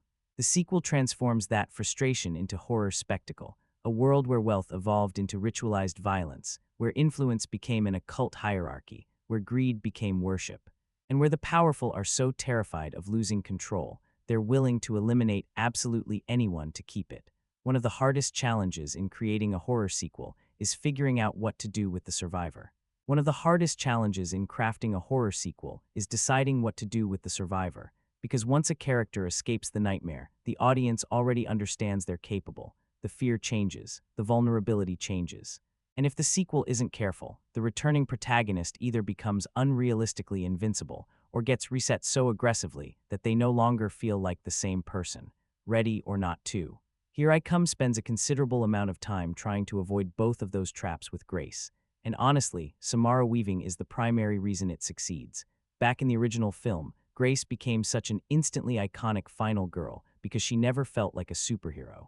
She wasn't some flawless action machine moving through enemies with effortless confidence. She survived through panic, stubbornness, instinct, desperation, and sheer refusal to give up. That's what made her memorable. She screamed, she cried. She made mistakes, she got injured constantly. And throughout all of it, Samara Weaving somehow balanced terror, rage, exhaustion, and dark comedy simultaneously. The sequel clearly understands that this is the character audiences returned for. So instead of pretending Grace has suddenly evolved into some untouchable action figure overnight, the film begins with her still physically and psychologically destroyed by the events of the first movie. That continuity matters enormously. She's bruised, bloodied, traumatized, handcuffed to hospital beds, interrogated by authorities, treated like a criminal instead of a survivor. The film refuses to let her rest for even a moment, and because the sequel resumes almost immediately after the original, Grace still feels emotionally connected to that nightmare. There's no reset button, no instant transformation into a cooler or tougher version of the character. Instead, the sequel leans heavily into the idea that surviving horror leaves permanent scars. That's what makes Grace compelling again here. She doesn't want to be trapped inside another deadly game. She's emotionally exhausted before the sequel even fully begins. There's an almost bitter frustration surrounding the character this time, like she's caught inside some cosmic joke she can't escape. And honestly, that frustration becomes funny in itself, because Grace spends huge portions of this film reacting exactly how the audience would react. How is this happening again? That self-awareness keeps the character grounded, even while the sequel becomes increasingly absurd. At the same time, the film also evolves Grace in a genuinely important way. The original movie was entirely about self-preservation. This sequel gives her someone else to protect. Introducing Faith completely changes Grace's role because now survival alone isn't enough. She's no longer running solely for herself. She's trying to keep her sister alive too. That responsibility pushes Grace into a more active role throughout the film. And that's where the sequel gradually shifts her from pure final girl territory into something closer to an action survivor hybrid. Not a full action hero, but definitely harder, sharper, and more experienced now. You can feel the film slowly rebuilding her confidence over time. At first, Grace feels reactive again, cornered, overwhelmed, desperate. But the longer the game continues, the more her survival instincts begin returning. Eventually, she starts adapting faster, thinking strategically, and weaponizing the chaos around her. And when the film finally allows her to fully re-enter survival mode, it feels earned because we watched her psychologically fight her way back there. That distinction matters. The sequel doesn't begin with Grace as a warrior. It gradually transforms her into one. Now, some viewers absolutely felt the film pushed her too far physically. There are moments where the punishment becomes almost cartoonishly extreme. Grace survives injuries, exhaustion, and levels of physical abuse that definitely require a tremendous amount of suspension of disbelief. But honestly, this franchise has never operated according to grounded realism. These films function through horror comedy adrenaline logic. The point isn't whether Grace could realistically survive every injury. The point is watching how stubbornly she continues fighting no matter how insane the situation becomes. And Samara Weaving sells that determination perfectly. That's why Grace continues working as a modern final girl. She never loses her humanity. Even as the sequel escalates the action, the violence, and the chaos, Weaving still portrays Grace like someone emotionally overwhelmed by everything happening around her. The panic remains visible, the exhaustion remains visible, the trauma remains visible, That emotional vulnerability prevents the character from becoming generic, because a lot of horror protagonists become less interesting once sequels start leveling them up. Grace never fully falls into that trap because the movie still allows her to feel damaged. And honestly, the sequel also benefits tremendously from how naturally Samara Weaving fits within this genre space now. At this point, she's become one of modern horror's defining scream queens almost accidentally. There's simply something about her energy that perfectly complements chaotic horror comedy. She can transition from terrified panic to darkly hilarious frustration within seconds without ever breaking the tone. This franchise absolutely depends on that balancing act. Without Weaving, a huge portion of this movie's absurdity probably collapses entirely, because the sequel becomes larger in every conceivable way. More hunters, more mythology, more violence, more chaos, more insanity, more elaborate world-building. Grace becomes the emotional anchor holding all of it together. She's the one element that still makes the madness feel connected to something recognizably human. And what's interesting is the way the sequel quietly transforms her survival into something symbolic. In the first film, Grace surviving felt personal. Here, her survival becomes threatening to the entire elite structure itself. The wealthy bloodlines fear her because she represents disruption. She broke rules that were never supposed to be broken. Every second she remains alive destabilizes their hierarchy even further. That evolution gives Grace more narrative weight than simply being the survivor from the first movie. She becomes almost mythological within this world. Not because she wants authority, but because she refuses to submit to people who already possess too much of it. And honestly, that's what makes Grace work so effectively as a returning final girl. She never becomes fearless. She never becomes perfect. She never becomes invincible. She just keeps surviving. And inside a franchise obsessed with corrupt elites trying to control everything around them, that refusal to die becomes the most terrifying thing of all. When the first Ready or Not released in 2019, Samara Weaving immediately established herself as a defining presence in modern horror. Not because Grace was unstoppable, not because she was the smartest person in the room, and definitely not because she resembled a traditional action hero. What made Grace memorable was instinct, pure, messy, desperate survival instinct. She crawled through pain, she panicked, she screamed. She reacted like an actual human being trapped inside complete insanity. Audiences watched her slowly transform from a terrified bride into someone willing to fight back simply because she had no alternative left. That's why the character worked, and that's exactly why Ready or Not 2, Here I Come faces such an interesting challenge with her, because horror sequels almost always push survivors toward action hero territory eventually. Once someone survives one massacre, audiences expect them to return stronger, tougher, more experienced, more dangerous. The real question becomes, how far do you push that evolution before the character stops feeling human? And honestly, the sequel walks that line surprisingly carefully. At first, Grace doesn't feel like an action heroine at all. She feels broken. The film resumes immediately after the first movie, which means she's still physically destroyed and emotionally exhausted. She's traumatized, barely functioning, dragged through hospitals and interrogations, while still physically carrying the aftermath of the previous nightmare across her body. And that's important, because the sequel refuses to ignore the emotional damage. Grace isn't suddenly delivering polished one-liners and effortlessly eliminating enemies 5 minutes into the film. She begins from a place of complete survival fatigue. There's this constant underlying sense that she's already emotionally exhausted before the second nightmare has even properly started. And honestly, that vulnerability is exactly what prevents the character from becoming generic. Because the sequel gradually transforms Grace into something more dangerous over time instead of forcing that evolution immediately. At the beginning, she's still reactive, still cornered, still trying to process what's happening around her. But once the new ritual begins and Faith gets pulled into the chaos, Grace changes. The moment responsibility enters the equation, her instincts sharpen again. Protecting someone else forces her survival mentality to evolve. That's when the film slowly shifts her from final girl into something closer to an action survivor. And there's an important distinction between those two ideas. A final girl survives horror, an action survivor adapts to it. You can actually feel Grace becoming more strategic throughout the movie. She learns faster, reacts quicker, understands the hunters more clearly, uses the chaos against them. She's no longer completely overwhelmed by the rules because she already endured this world once before. The trauma becomes experience, and the experience gradually becomes weaponized. Now, some viewers absolutely felt the sequel pushed too aggressively in this direction. There are definitely moments where Grace starts resembling a John Wick-style force of chaos, more than the terrified woman from the original film.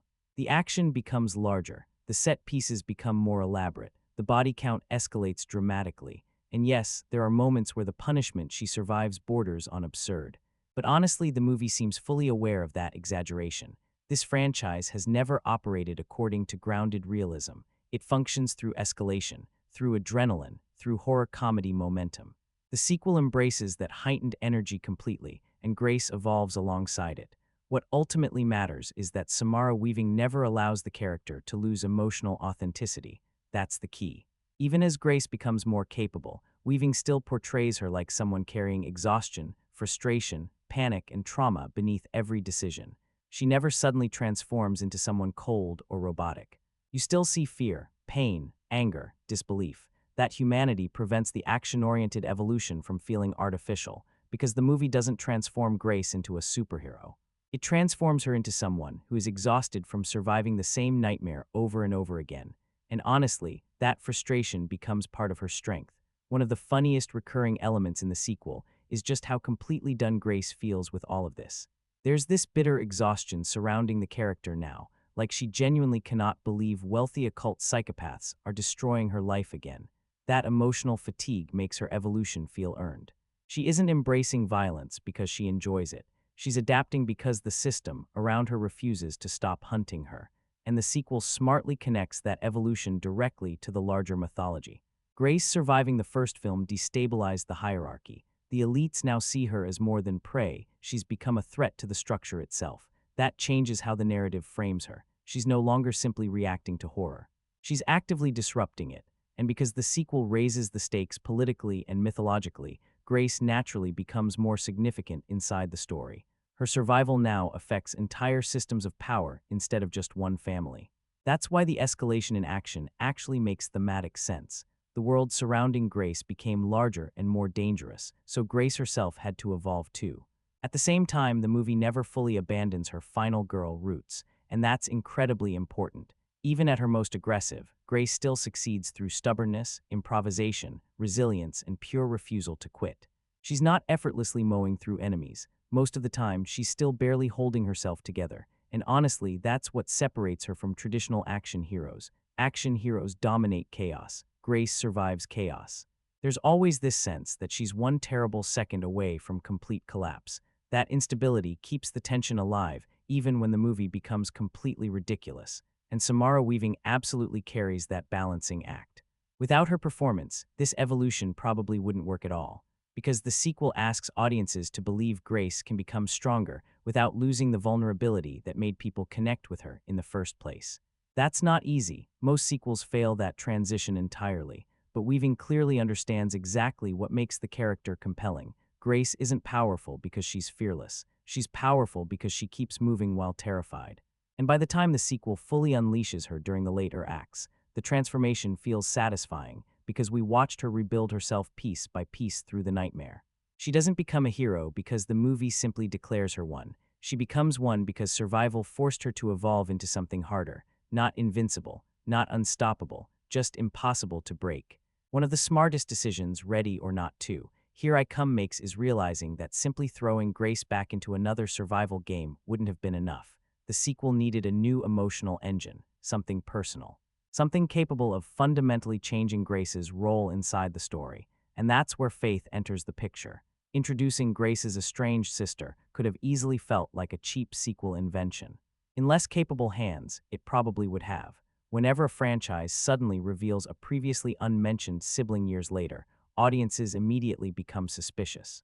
Why was this never mentioned before? The movie clearly understands that question exists, and honestly, it handles the situation far better than expected.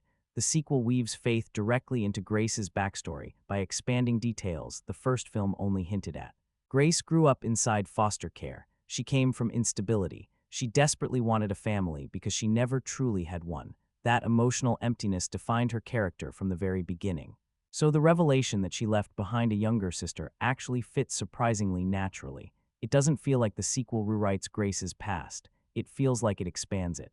And more importantly, faith immediately changes the emotional energy of the movie. The original Ready or Not worked because Grace was completely isolated. She had nobody to trust, nobody to rely on.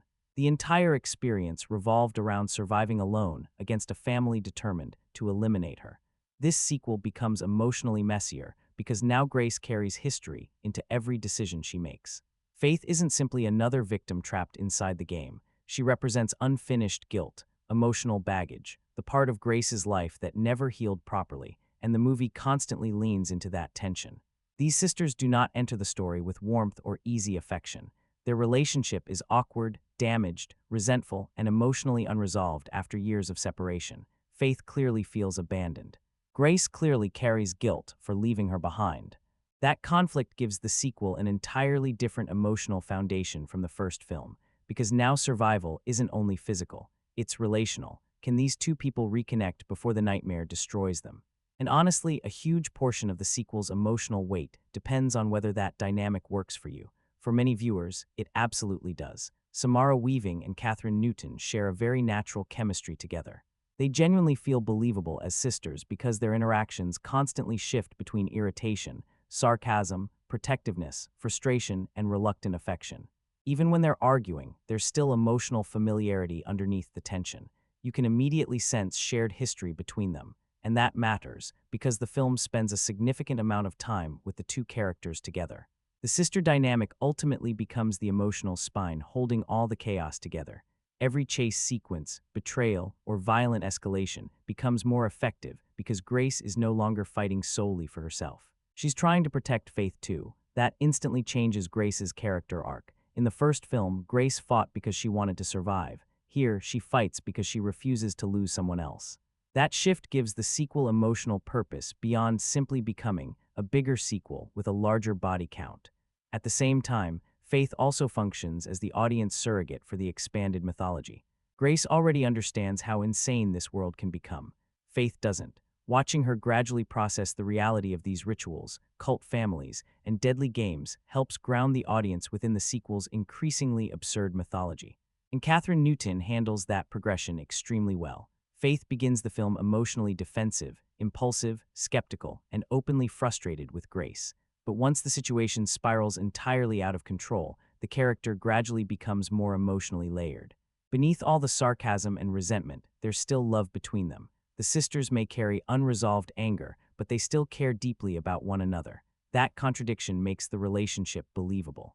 Now, to be fair, not everyone connected with this aspect of the sequel. Some viewers felt the constant bickering occasionally became repetitive. There are definitely moments where the screenplay circles the same emotional conflict multiple times. The film sometimes overexplains the sisters' trauma instead of allowing quieter scenes to communicate naturally. And occasionally, the emotional confrontations interrupt the momentum of the survival sequences. That criticism is understandable, because whenever the sequel slows down for relationship drama, the pacing becomes noticeably shakier compared to the fast-moving chaos surrounding it. But honestly, the film needed some kind of emotional center. Without Faith, this sequel probably would have collapsed into pure repetition. The relationship gives Grace new vulnerabilities, new responsibilities, and entirely new emotional stakes.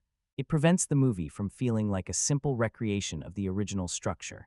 And the strongest part of the dynamic is how gradually it evolves. The film doesn't magically repair their relationship overnight. Trust rebuilds slowly through survival. Every dangerous situation strips away more emotional distance between them. They stop functioning like estranged siblings and start functioning like reluctant partners trying to keep one another alive.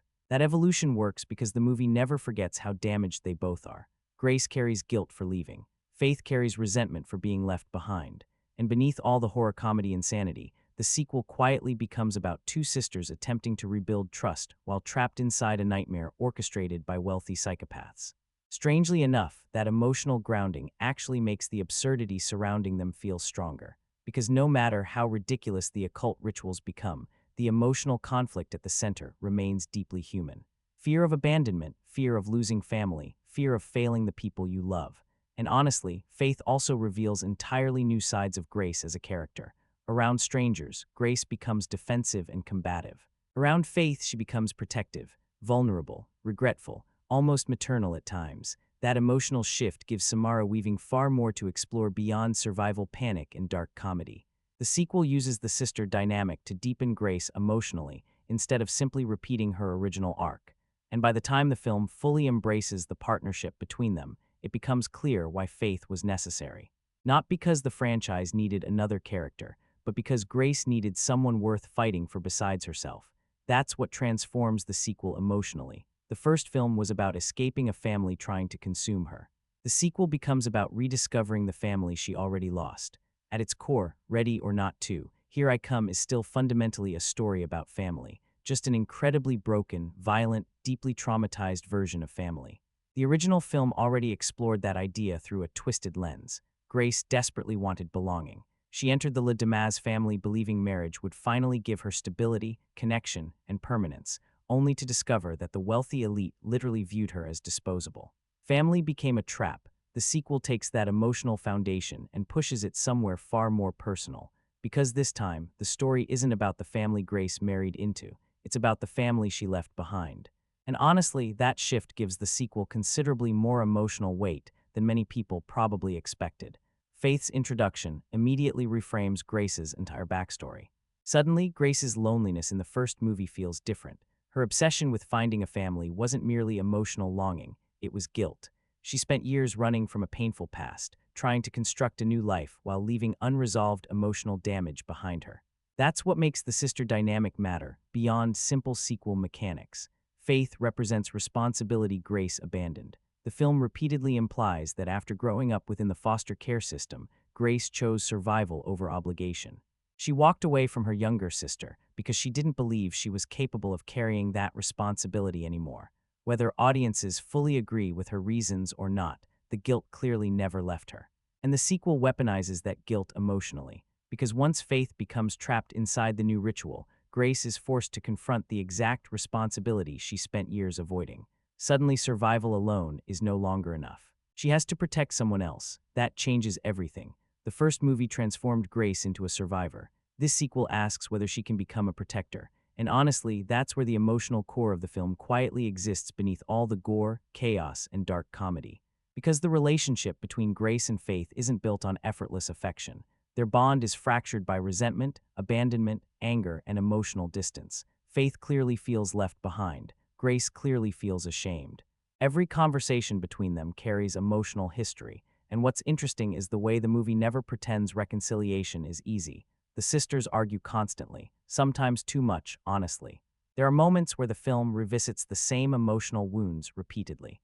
The bickering can occasionally feel repetitive, especially when the movie is trying to maintain momentum during the survival sequences. But beneath those arguments is something deeply genuine. Both sisters still desperately want connection. Neither of them truly stopped caring about the other. They simply stopped knowing how to communicate through the damage. That's what makes the reconciliation arc work emotionally. The film doesn't magically repair their relationship through one dramatic speech. Trust rebuilds gradually through action. Every dangerous situation strips away more emotional distance between them. Every survival decision becomes proof that they still matter to each other. And in a strange way, the horror itself forces honesty. There's no room left for emotional avoidance once people are actively trying to eliminate you. The nightmare becomes therapy through violence, which sounds ridiculous, but somehow feels perfectly aligned with this franchise. At the same time, the sequel also expands its family themes through the elite bloodlines hunting Grace, and that contrast becomes incredibly important. Grace and Faith represent broken family bonds struggling to heal. The cult families represent family structures completely corrupted by greed, hierarchy, and power. The film constantly positions these ideas against one another. On one side, you have two damaged sisters rediscovering loyalty through survival. On the other, you have wealthy dynasties betraying, manipulating, and sacrificing one another for status. That juxtaposition drives a tremendous amount of the sequel's commentary. Because Ready or Not 2 repeatedly suggests that elite systems ultimately destroy the very concept of genuine family. These powerful bloodlines obsess over inheritance, succession, and hierarchy, yet there's no real love beneath any of it. Everything becomes transactional. Children compete for authority, siblings turn against each other, parents manipulate their bloodlines like corporate assets, family stops being emotional connection and becomes business, religion, ownership. The sequel essentially portrays the wealthy elite as people who inherited power but lost their humanity somewhere along the way. And Grace stands in direct opposition to that worldview. She doesn't want dominance. She doesn't want the throne. She doesn't want the hierarchy. She simply wants to save her sister. That emotional simplicity makes her more human than almost everyone surrounding her. And honestly, the film becomes strongest whenever it focuses on that contrast, instead of drowning itself in mythology exposition. Because beneath all the occult rituals and explosive violence, the emotional conflict remains surprisingly grounded. Can damaged people reconnect after years of pain? Can someone who ran away from responsibility finally learn to confront it? Can survival make people stronger, instead of simply making them harder? Those questions quietly shape Grace's entire arc throughout the sequel. At the beginning of the film, Grace still behaves like someone emotionally isolated. She's reactive, defensive, overwhelmed, and exhausted. But protecting Faith gradually changes her priorities. She starts thinking beyond herself. And that evolution matters enormously, because by the end of the story, Grace isn't simply fighting to survive anymore. She's fighting because she refuses to fail someone she loves twice. And that gives the sequel emotional stakes the original film never truly required. The first Ready or Not thrived on shock, tension, and dark comedy. This sequel layers emotional reconciliation beneath the chaos. Now, does it always explore these themes with complete depth? Not necessarily. The movie still prioritizes entertainment first. There are definitely moments where emotional development gets overshadowed by mythology, action, or comedy. But the thematic foundation remains consistent enough that the relationship between Grace and Faith never feels meaningless. It becomes the emotional heart of the sequel. Because inside a world filled with elite bloodlines, obsessed with power, status, and ritual control, the only relationship that genuinely matters is the one built on choosing each other despite the damage. Not inheritance, not hierarchy, not bloodline, just loyalty. And ironically, that simple human connection becomes more powerful than everything the occult elites spent generations building. One thing Ready or Not two. Here I Come genuinely understands better than many horror sequels, is that survival isn't clean. The first film ended with Grace alive, but it never truly felt victorious. Yes, she escaped. Yes, the Le Damas family paid the ultimate price. Yes, she walked out of that burning mansion smoking a cigarette like an instant horror icon. But beneath the dark comedy and catharsis, something ugly still lingered beneath the ending. Trauma, and the sequel immediately builds itself around that idea. Grace doesn't wake up 7 years later living peacefully with emotional closure. The film resumes almost immediately after the original, and because of that, her trauma still feels painfully raw. She's physically destroyed, mentally exhausted, emotionally unstable, and trapped inside a nightmare that refuses to release her. That continuity matters, because horror films often treat survival like the final screen of a video game. You survived, congratulations, story over. But Ready or Not 2 asks a much darker question. What happens after survival? What happens when escaping violence only drags you deeper into it? And honestly, that idea becomes one of the sequel's strongest thematic foundations. Grace survives the first movie, only to become permanently connected to the system that created the horror in the first place. That's terrifying. The sequel essentially transforms survival itself into a curse. Every attempt Grace makes to escape this world only pulls her deeper into it. The elites refuse to leave her alone. The rituals continue. The hierarchy still exists. Violence regenerates itself through new bloodlines, new power struggles, and new games. That's the cyclical nature of the story. The film repeatedly suggests that systems built on greed and power cannot stop consuming people because violence is the mechanism that sustains those systems. The Le Damas family collapsed, but the structure survived. New monsters immediately rushed in to replace them. Nothing fundamentally changed, and that realization hangs over the entire sequel. Grace isn't fighting one evil family anymore. She's fighting a machine designed to endlessly reproduce corruption. That's why the sequel constantly feels more emotionally exhausting than the original. There's this lingering sense that the nightmare has no real conclusion. Even victory feels temporary. And honestly, Samara Weaving portrays that exhaustion beautifully. Grace spends huge portions of this film looking emotionally drained before the action has even begun. There's anger inside her now. Frustration, bitterness. That's a strong foundation for continuation, because the franchise is no longer simply about escaping one family's game. Now it's about destabilizing an entire structure built around inherited corruption and ritualized power. And honestly, there's a version of a third movie that could become genuinely fascinating if the filmmakers lean harder into that thematic direction. Especially if Grace stops functioning purely as prey and becomes something more dangerous to the hierarchy itself. The sequel already hints at that evolution repeatedly. The elites fear her now, not simply because she survived, but because she exposed weakness inside a system designed to appear untouchable. That's compelling franchise territory. The question is whether the series can continue exploring those ideas without collapsing under increasingly complicated mythology, because horror history is filled with franchises that expanded too far beyond the simplicity that originally made them effective. And honestly, Ready or Not 2 occasionally brushes against that danger already.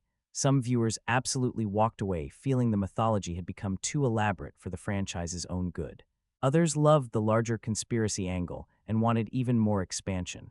That divide is fascinating because it reveals two completely different expectations audiences bring into sequels. Some people want preservation. Others want evolution, and Ready or Not 2 tries to satisfy both simultaneously, sometimes successfully, sometimes messily, but always ambitiously. And honestly, if a third film happens, that balancing act becomes even harder. Because now audiences expect escalation automatically. More chaos, more blood, more mythology, more spectacle, more insane ritual mechanics. That's how franchise logic works, but eventually escalation alone stops being enough. The filmmakers will need a new emotional hook, the same way Faith became the emotional hook for the sequel, because spectacle without emotional grounding eventually becomes noise. And honestly, Radio Silence probably understands that better than most modern horror filmmakers. That's why Grace remains so important. Samara Weaving isn't just the lead actress anymore, she's the emotional identity of the franchise itself. The audience experiences the chaos through her exhaustion, panic, frustration, resilience, and survival instinct. Even when the mythology becomes absurdly oversized, Grace keeps the story emotionally human. That's why the sequel still works despite all its excess. And honestly, any future continuation probably lives or dies based on preserving that connection, because viewers aren't just invested in exploding elites or satanic rituals anymore. They're invested in Grace. They want to see how survival keeps changing her, how trauma evolves, how systems react to disruption, how corrupt power structures collapse when someone refuses to play by their rules. That's where the franchise becomes most interesting conceptually, not necessarily in bigger body counts, but in watching one survivor slowly become impossible for the system to control. And honestly, the sequel already quietly transforms Grace into something almost mythological inside this universe, not because she seeks power, but because she refuses it. That refusal fundamentally breaks the logic of the hierarchy. The elites understand greed, ambition, fear, control. What they don't understand is someone willing to fight purely for people instead of dominance.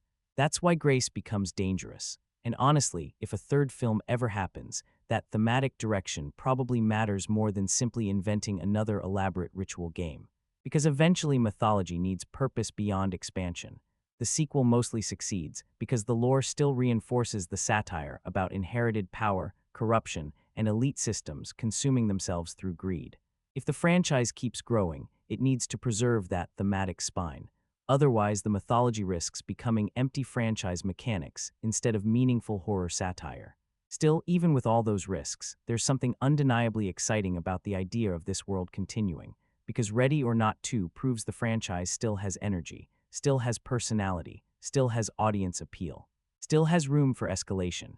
And honestly, that's impressive considering how complete the original film felt as a standalone story. Most horror sequels arriving 7 years later feel either desperate or exhausted.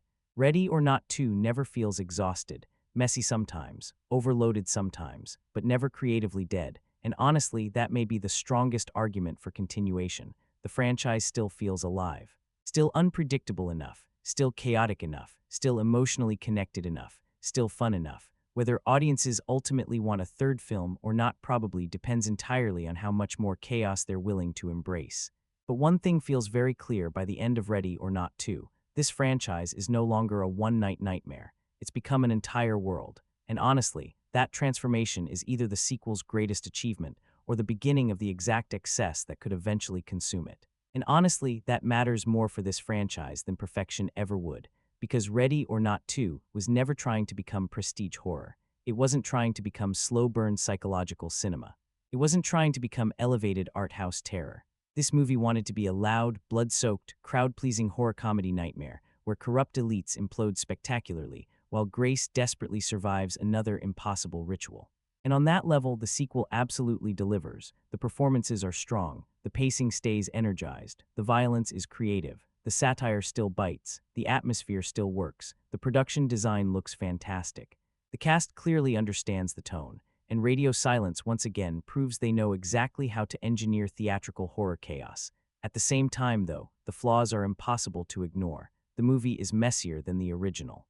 The mythology occasionally becomes overcomplicated. The suspense isn't always as sharp. Some comedic rhythms feel recycled. Certain emotional beats repeat themselves. The escalation sometimes weakens the tension instead of strengthening it. And yes, the franchise absolutely begins brushing against the limits of its own absurdity. That's the central contradiction of the sequel. The exact thing making it entertaining is also the thing making it unstable. Because Ready or Not 2 constantly operates at maximum intensity, maximum gore, maximum chaos, maximum satire, maximum mythology, maximum screaming rich psychopath energy. And honestly, the movie rarely stops long enough to breathe. Sometimes that frantic energy becomes exhilarating. Other times it becomes exhausting. But weirdly enough, that instability almost fits the franchise perfectly. Because these movies are fundamentally about systems collapsing into panic and violence under pressure. The sequel itself often feels like that collapse. Everything spirals constantly. Characters lose control constantly. The tone swings wildly between horror, comedy, trauma, satire, and absurdity. And somehow the movie survives those swings through pure commitment. That's probably the word defining the entire sequel best: commitment. The filmmakers commit. The cast commits. Samara Weaving commits completely. The movie never acts embarrassed by its own ridiculousness. And honestly, that confidence carries the sequel incredibly far. Because audiences will forgive a lot when a horror comedy fully believes in its own insanity. And Ready or Not 2 absolutely believes in its insanity. Now, does it surpass the original? For most people, probably not. The first movie still has advantages the sequel simply cannot recreate: freshness, mystery, shock value, tighter pacing, cleaner structure, more focused suspense. The original captured lightning in a bottle because audiences genuinely didn't know what kind of movie they were watching yet. That experience only happens once. The sequel understands this. So instead of trying to recreate mystery, it pivots toward escalation and spectacle. Sometimes that works brilliantly. Sometimes it creates diminishing returns. But honestly, the fact that the sequel remains this entertaining despite losing the original film's surprise factor is actually impressive. Because most horror sequels struggle once audiences already understand the formula. Ready or Not 2 survives because the franchise identity itself remains strong enough to carry another story. And that identity really comes down to a few essential ingredients: Samara Weaving, Radio Silence, chaotic survival energy, dark comedy, exploding elites, satire hiding beneath absurdity. That formula still works, at least for now. And honestly, the sequel also succeeds because it understands what kind of franchise it wants to be. This series isn't about realism. It isn't about subtle horror psychology. It isn't about grounded survival logic. It's about corrupt systems self-destructing through greed, arrogance, ritual obsession, and inherited power while one exhausted survivor refuses to die. That concept still has energy. The sequel proves that. But it also proves the franchise is approaching a very dangerous crossroads creatively, because escalation alone can only go so far. At some point, the series either needs a radically fresh angle or a return to smaller-scale simplicity. Otherwise, the mythology risks swallowing the satire whole. And honestly, the movie seems aware of that danger already. That's why Grace remains emotionally grounded throughout the chaos. That's why faith matters. That's why the trauma themes still exist underneath the spectacle. Because without human emotional stakes, this franchise eventually becomes nothing more than exploding bodies and lore explanations. The sequel avoids that fate largely because Grace still feels human, damaged, exhausted, terrified, angry, persistent. That humanity matters. And honestly, it's the reason audiences continue emotionally investing in this world at all. Because beneath the rituals, the violence, and the satire, Ready or Not has always secretly been about survival through systems designed to consume people. The elites represent inherited corruption. Grace represents disruption. And the sequel smartly evolves that conflict outward into something larger than one family. Now the system itself feels threatened by her existence. That's compelling franchise evolution. Messy sometimes, overstuffed sometimes, but compelling. And honestly, that perfectly summarizes the final consensus surrounding Ready or Not 2. Here I come. It's bigger than the original, messier than the original, louder than the original, bloodier than the original, more ambitious than the original, less surprising than the original, less focused than the original, but still entertaining enough that audiences are willing to follow Grace into another nightmare anyway, which honestly might be the sequel's biggest accomplishment.